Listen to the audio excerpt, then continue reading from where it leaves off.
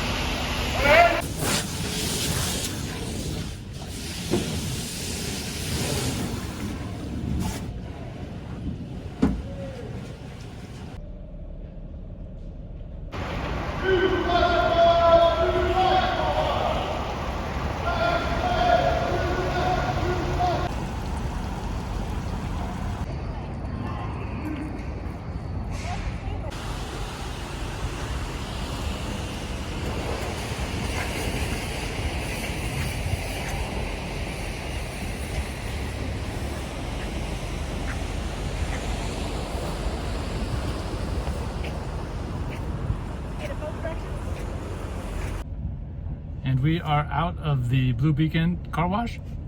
The van is clean. It was not quick. We waited about 2 hours in line. Each truck takes about 10 to 15 minutes, and there were 5, 6, 7 trucks ahead of us. So more than that. yeah.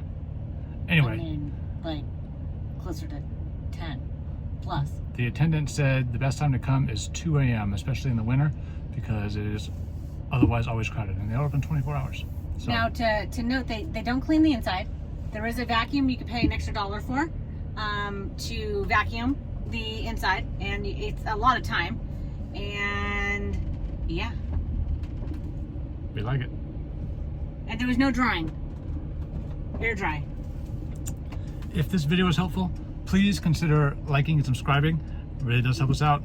Thanks. Thanks.